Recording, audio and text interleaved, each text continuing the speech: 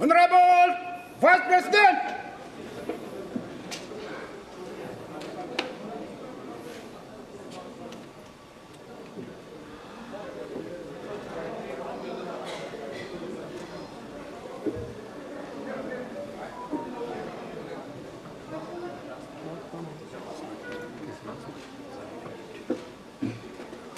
ऊपर जाना होगा, ऊपर गैलरी में बाहर आ जाओ। प्रदीप, ऊपर से ही लेना है सब कुछ, यहाँ से 1-2 क्लिक करके बाहर आ जाओ।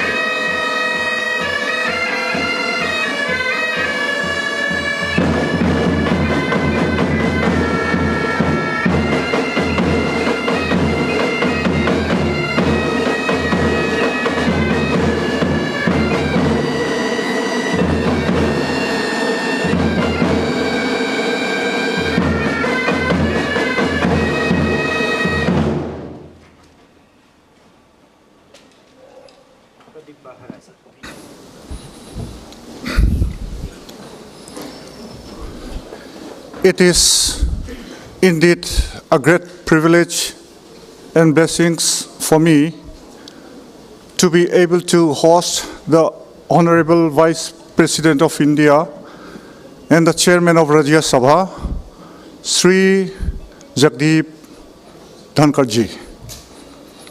I am also honored with the presence of the Honorable Governor of Mizoram, Dr. Haribabu Khambam Patiji, the Honorable Chief Minister of Mizoram, Pu Lalduoma, and honorable members of this House.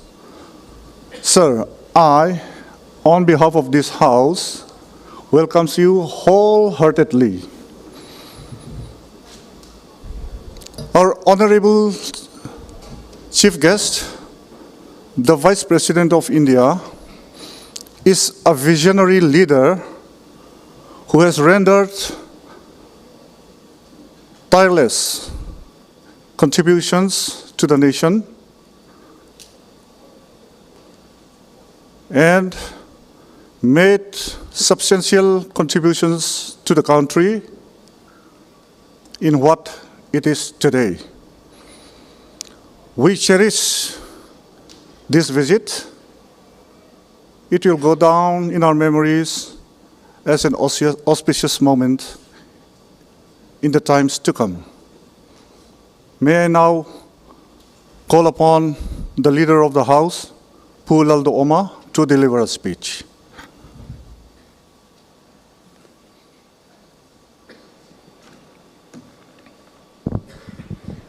The Honorable Vice President of India, Sri Jagdeep Dhankarji, the Honorable Governor of Mizoram, Dr. Haribabu Khambam Patiji, the Honorable Speaker of the House, Pu Lalbiakzama, and honorable members of this House. As we gather here today in this august House, it is with profound gratitude that we extend a deep appreciation to the Vice President of India, Sri Jagdeep Dhankarji, for taking the time out of his demanding schedule to grace us with his presence here today and address the 9th Mizoram Legislative Assembly on his maiden visit to the state as Vice President of India. It brings me great joy to reflect upon the recent celebration of our 38th State Day across Mizoram, and I am delighted to share my colleagues here today that the Honorable Vice President has extended greetings to the people of Mizoram through social media expressing his sincere wishes for the progress, prosperity, and well-being of the people of the state. It is indeed a privilege to have him with us in person today. We anticipate with hopeful hearts that this visit is the first of many more to come in the future.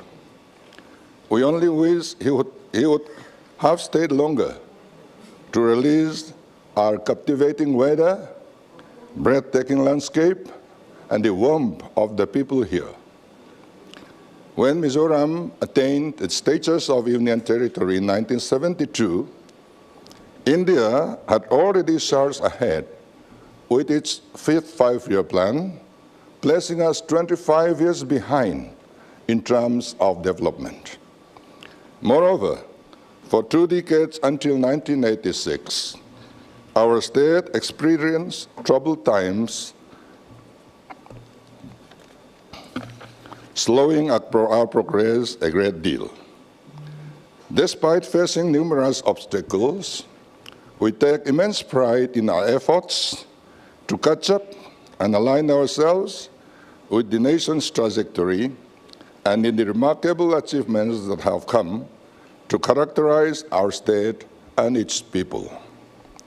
Foremost among these accomplishments is the transformation of our once strife-ridden state into the most peaceful state in our country. Additionally, our impressive literacy rate, ranking third highest nationwide, stands as a testament to our unwavering dedication to education and progress. However, as echoed in the timeless words of Robert Frost, quote, "I have promises to keep and miles to go before I sleep," unquote. We acknowledge the arduous path that lies ahead, driving us with renewed determination within the chambers of this august House. Recognizing the enormity of tasks and the constraints of time, we are acutely aware that the journey of governance is far from easy, contrary to popular belief. Our new government is humbled by the overwhelming mandate it has received from the people of Mizoram. And as it embarks on its journey to serve them, it will be our collective endeavor to be true to this mandate and the aspirations of the people. To realize our vision of a transformed Mizoram, characterized by inclusive and equitable growth, we rely heavily on the continued guidance and support from the central government. Additionally, we require adept advocates who can effectively champion our cause before authorities in New Delhi. I therefore seize this opportunity to humbly request the Honorable Vice President of India to assume the role of an ambassador for Mizoram upon his return to New Delhi, as well as his travels across India and beyond. Such advocacy on the part of a dignitary as important as the Vice President will undoubtedly bolster our efforts and pave the way for our collective aspirations to come to fruition. I'm confident that today's visit by the Honorable Vice President will not only inspire my fellow legislators in this House, but also strengthen their dedication as representatives of the people of Mizoram at large.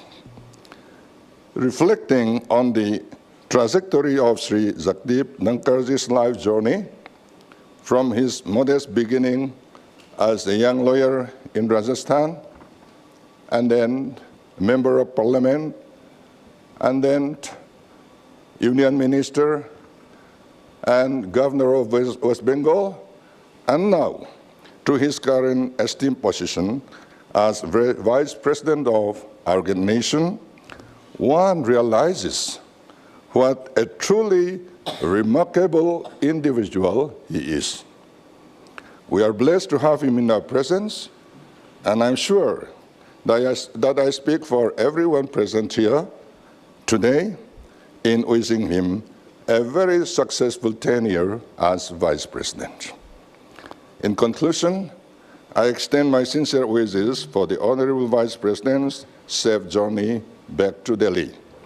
We hope that he has found us much enjoyment and significance in this visit, as we have, marking a truly momentous occasion for the state of Mizoram.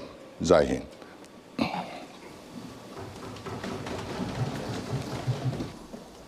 Thank you, Mr. Chief Minister.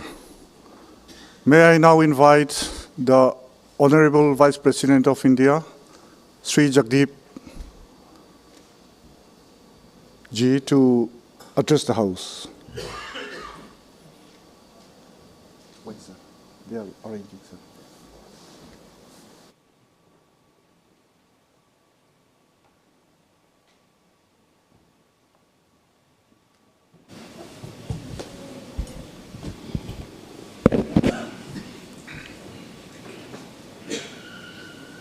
My greetings to all of you. I am indeed overwhelmed. What I see in the House, that is nearly in full strength, is a message I will take from this place to all the legislatures and Parliament. Honorable Governor, Mizoram, Dr. Hari Babu Kambapati, Honorable Speaker, Mizoram Legislative Assembly, Lal Biak Jama, Honorable Chief Minister and Leader of House, Mizoram Legislative Assembly, Laldu Oma, Leader of the Opposition, Mizoram Legislative Assembly, Lal Chandama Ralte, Honorable Members of Mizoram Legislative Assembly, officials, staff of Secretariat, distinguished audience in the gallery, friends in the media. My greetings to you all. It is a privilege, an honor, and a moment to ever cherish to address this august assembly. It is a matter of pride that this assembly has, for the first time, 3 women members. Congratulations to them. Their presence in this House reflects increasing participation of women in governance and policy making. We are fast heading towards women-led development. The spectacular performance of our girls on the 75th Republic Day at Kartavya Path was a defining moment and a welcome change. It was their day. On September 20 and 21 last year, Lok Sabha and Rajya Sabha passed a constitutional legislation, Nari Shakti Vandan Adhiniyam, providing for 1/3 reservation for women in Lok Sabha and state legislatures. This became law and a constitutional prescription with the signing by the Honorable President of India, Srimati Draupadi Murmu, the first tribal and the first woman tribal to occupy the highest constitutional office in the largest democracy on the planet, home to 1/6 of humanity.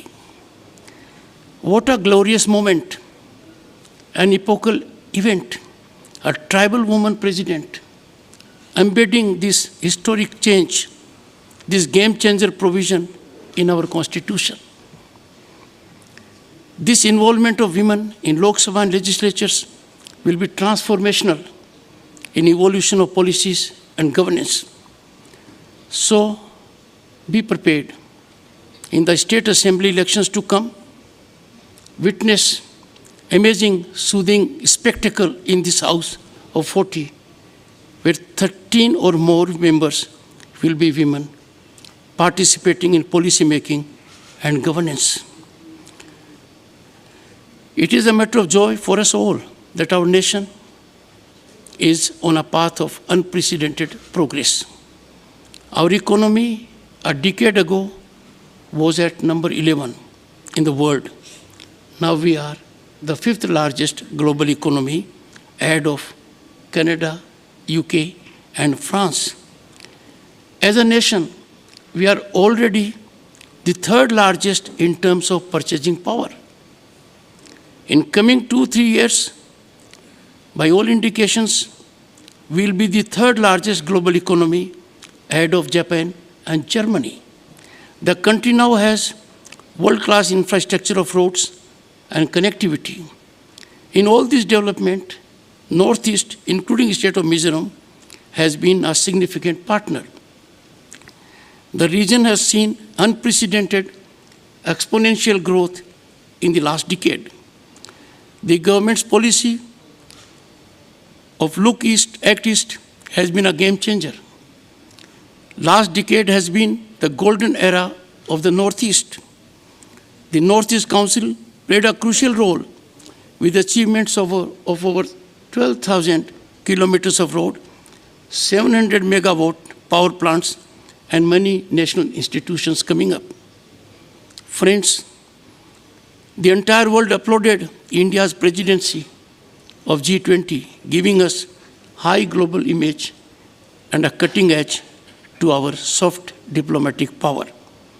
G20 meetings were held all over the country, in all the states and union territories, including Mizoram. Thereby, this state has gained significant footing in tourism. The International Travel Mart 2022 that concluded in the capital witnessed laying the foundation stone of ISOA Convention Center at Chite, a Prasad project in Mizoram, and 2 bamboo link roads. The Aizawl Bypass Road and bamboo link roads are being developed at a total cost of over 600 crores Indian rupees under the PM Divine scheme, out of which 2 bamboo link roads are being constructed at the estimated cost of 66 crores and 33 crores respectively. With the development of Aizawl Tourism Convention Center and 2 bamboo link roads, there will be upward surge in tourism in the state. I look forward, Honorable Leader of the House, to avail an opportunity to be at the center that opens many vistas for the state of Mizoram, particularly in tourism and conferences. This convention center will be critical in making significant economic contribution to the state as well. Mizoram is gifted with incredible beauty and cultural richness. I have witnessed it right from the day morning I landed with my wife. I inquired from the Honorable Governor, which is the hill station of Mizoram. The Honorable Governor said the entire state is hill station. We will not find such forest coverage elsewhere in the country. Surrounded by lush green hills and villages, had the occasion to see the soothing spectacle. These development activities will enhance tourism in the area, and there is potential for the same to be exploited. I commend members of this August Assembly for reflecting discipline and decorum worth emulating by others.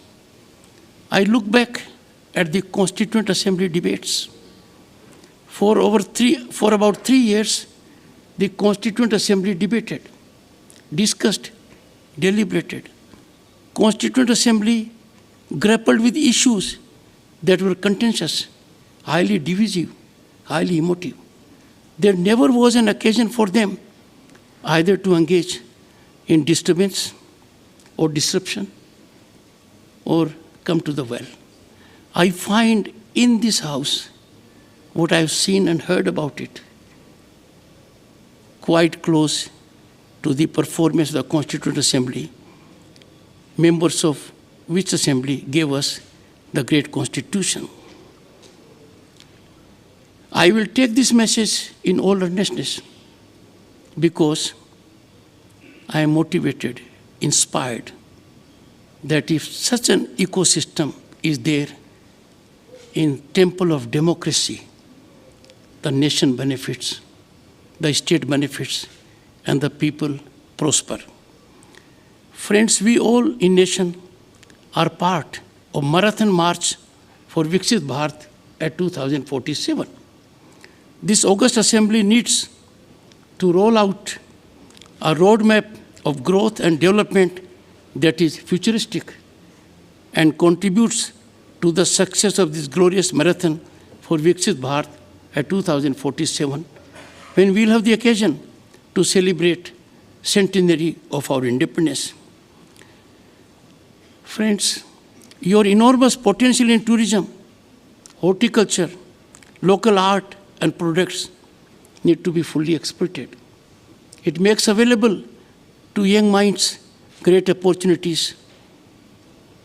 The remarkable focus on the Northeast India with a separate department at the central government has resulted in great outcome. The exponential rise in physical and digital connectivity, roads, has been a game changer. We all in the country have to keep our nationalism uppermost.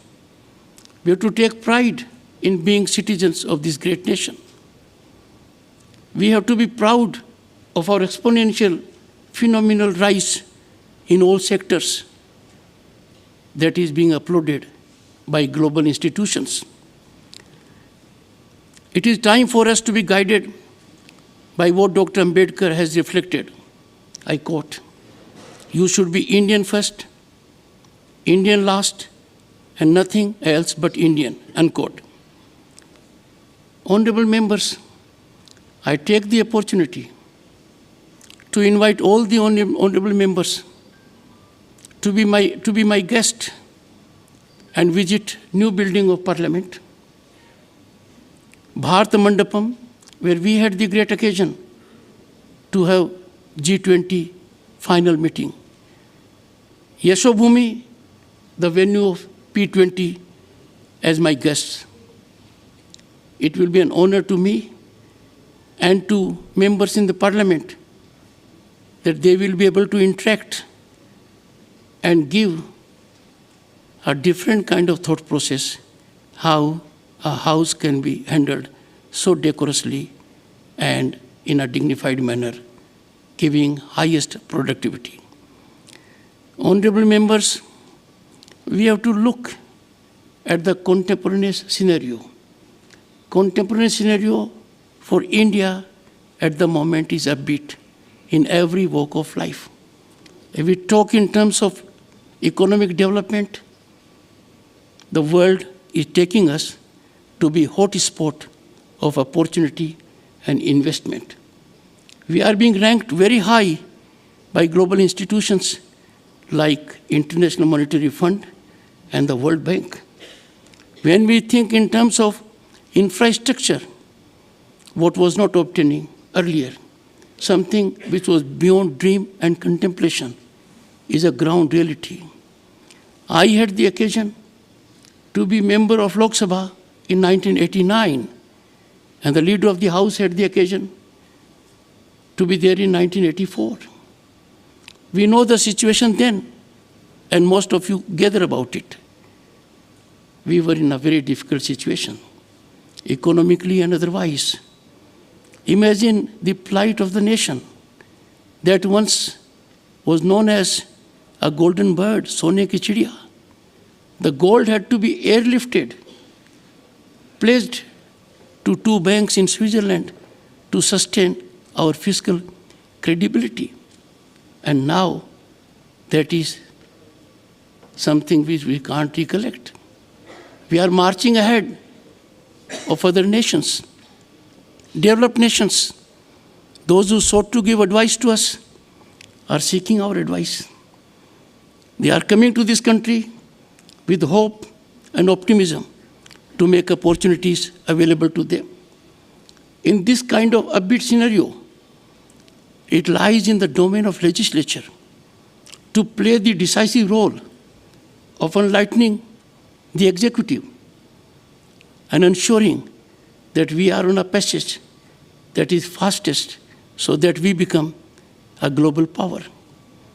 Never before our youth had an ecosystem available to them that they could, by virtue of governance policies and initiatives, exploit their talent,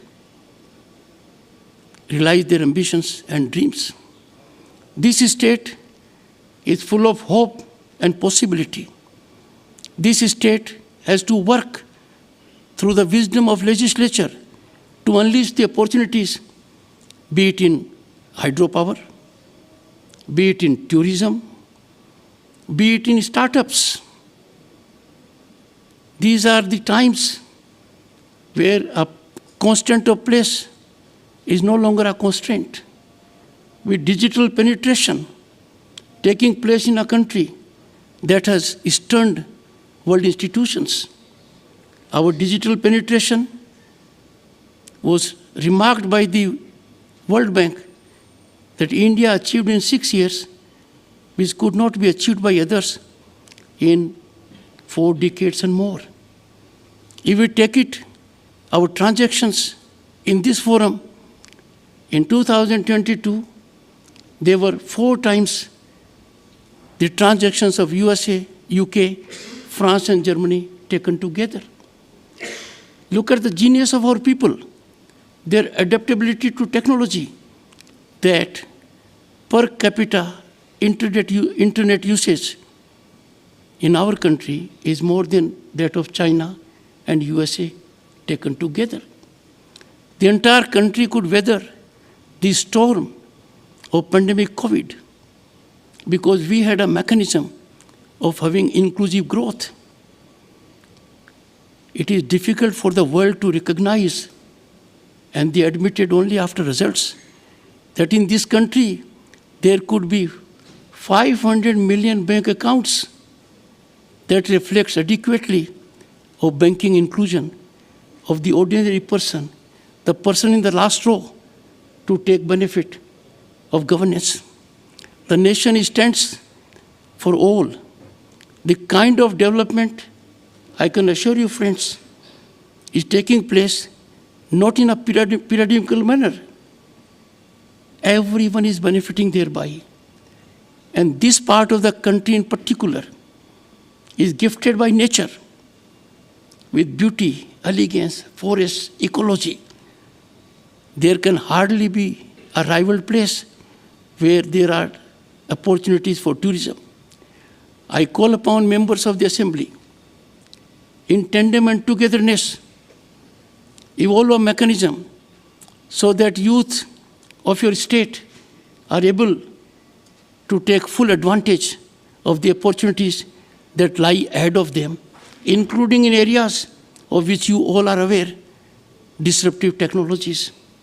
We have to live with them, we have to use them, we have to face the challenges they offer us. And that can be done only when in one voice, this august house, gifted house, well-representative house shows the way to the youth and other people that yes, time for you to unlock the lock and reward the nation and state with progress that is ours. I thank each one of you for sparing time. I know, having been a junior parliamentary affairs minister in 1990 and chairman Rajya Sabha, the presence in this number, it could not be more. I am greatly touched by your presence. I carry these memories in my heart all my life. Best of luck to all of you, best wishes, and I look forward to receiving you as Chairman Rajya Sabha as and when you make it convenient in groups or individuals. Thank you so much for the time and opportunity made available. Thank you. Thank you, sir, for the inspiring words. I'm sure the honorable members would like to make your invitations a reality, especially to the new Parliament building and other places of importance. I'm requesting all the members to assemble at the Golden Jubilee Monument Hall for a photo session with the Vice President of India. We will resume sitting on the 27th of February at 10:30 a.m. to continue the ongoing session. The proceeding of this session with the Vice President of India is now concluded. The session is adjourned. May we all rise up for the national anthem.